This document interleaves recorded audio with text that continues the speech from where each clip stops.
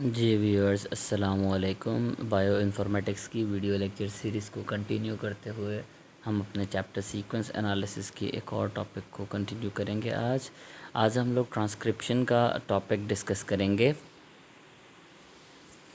Transcription के background की बात की जाए तो सेल्स जो हैं वो प्रोटीन्स और कार्बोहाइड्रेट से मिलकर बनते हैं। प्राइमरीली प्रोटीन्स और कार्बोहाइड्रेट ज़्यादातर पाए जाते हैं सेल्स की कंपोजिशन में। ये मॉलिक्यूल्स प्रोड्यूस होते हैं किस तरह से, जब ट्रांसफॉर्मेशन होती है डीएनए की प्रोटीन्स के अंदर। डीएनए खुद तो कन्वर्ट नहीं हो जाता, लेकिन डीएनए कंस्ट्रक्ट करवाता है प्रोटीन्स को, डीएनए कंट्रोल करता है प्रोटीन्स की फॉर्मेशन को, जिस तरह हमने लास्ट टाइम सेंट्रल डॉग्मा की बात भी की थी। What are the salient steps underlining this transformation. वो सेलिएंट स्टेप्स, वो ख़ास स्टेप्स कौन से होते हैं जो कि इस प्रोसेस की, इस ट्रांसफॉर्मेशन को कंट्रोल करता है। सेंट्रल डॉग्मा जो है, सेंट्रल डॉग्मा हमने पढ़ा था डीएनए से प्रोटीन्स का।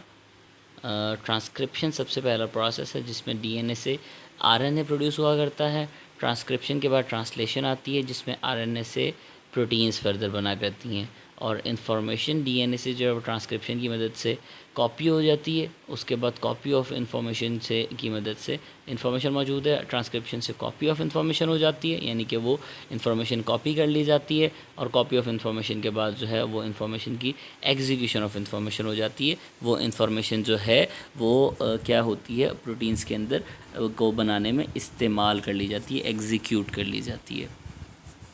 ट्रांसक्रिप्शन की बात की जाए तो डीएनए की कंस्टिट्यूटेड 4 बेसेस होती हैं, जो कि एडेनिन, साइटोसिन, थायामिन और गवानीन हैं। डीएनए मॉलिक्यूल्स में थाउजेंड्स की क्वांटिटी में, थाउजेंड्स में एडेनिन, साइटोसिन, थायामिन और गवानीन मौजूद होती हैं। ए और टी की हमेशा बॉन्डिंग होती है। मैंने लास्ट टाइम भी बताया था कि ए जो है वो हमेशा टी के साथ 2 हाइड्रोजन बॉन्ड्स बनाता है।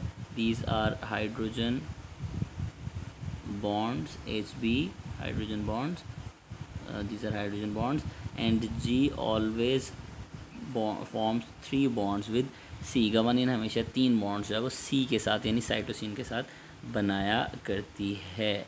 और उसके बाद फर्दर अगर हम बात करें, अपने टॉपिक को फर्दर आगे लेकर चलें, तो डीएनए बेसिस जो हैं वो डबल स्ट्रैंड्स होते हैं और कम्प्लीमेंट्री होते हैं। कम्प्लीमेंट्री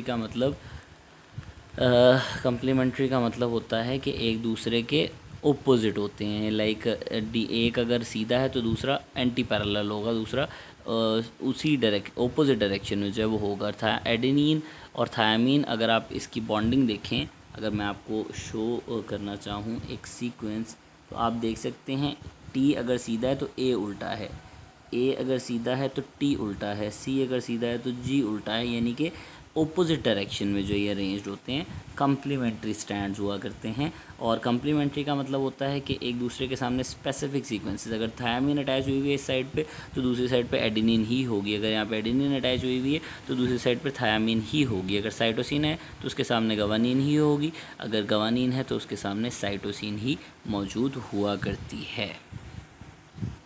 उसके बाद फर्दर अगर हम कंटिन्यू करें अपने लेक्चर को, तो transcription process of transcription डिकोड्स these basis into DNA. ये जो ट्रांसक्रिप्शन का प्रोसेस होता है ये क्या करता है, ये डिकोड कर देता है इंफॉर्मेशन को डीएनए की बेसिस की। Based on the information received after decoding DNA an RNA molecule is encoded. उस इंफॉर्मेशन को बुनियाद रखते हुए जो डीएनए की डिकोडिंग के बाद आती है, आरएनए का एक मॉलिक्यूल एनकोड किया जाता है, बनाया जाता है।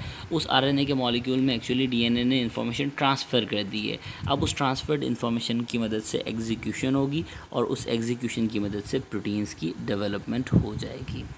और ये हमने स्ट्रक्चर को लास्ट पीपीटी में, हमने लास्ट लेक्चर में डिस्कस कर लिया था। मैंने आपको बता दिया था कि बेसिक डिफरेंस थायामीन और यूरेसिल के दरमियान में हुआ करता है। In this point, in uracil I guess and in thymine, ये इन दोनों के दरमियान में बेसिक डिफरेंस जो है वो हुआ करता है। रेस्ट आर द सेम, बाकी सारी सेम ही होती हैं। और एक फ़र्क न्यूक्लियो आपके पास शुगर में भी था, 5 कार्बन शुगर में, एक में राइबोज होती है और एक में डीऑक्सी राइबोज हुआ करती है। ट्रांसक्रिप्शन में बात की जाए तो आरएनए में भी 4 बेसिस होती हैं, adenine, cytosine, uracil and guanine. अगर आप देखें तो हमने यूरेसिल को रेड कलर से लेबल किया हुआ है क्योंकि ये थायमिन की जगह सब्स्टिट्यूटेड होती है आरएनए के अंदर। और साथ में ग्वानिन, आरएनए मॉलिक्यूल्स में थाउजेंड्स की क्वांटिटी में एडेनिन, साइटोसिन, यूरेसिल और ग्वानिन मौजूद होती हैं। ए की पेयरिंग हमेशा जी के साथ हुआ करती है।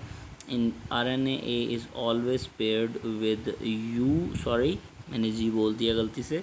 और सी की पेयरिंग हमेशा जी के साथ, या जी की पेयरिंग हमेशा सी के साथ हुआ करती है। किसके केस में? आरएनए के केस में।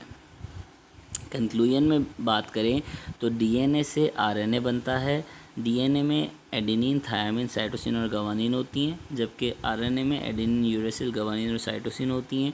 डीएनए डबल स्ट्रैंडेड मॉलिक्यूल है, जबकि आरएनए सिंगल स्ट्रैंडेड होता है। और आरएनए प्रोडक्शन ऑफ प्रोटीन्स में हेल्प आउट किया करता है। मुझे उम्मीद है कि आपको इस लेक्चर की समझ आई होगी।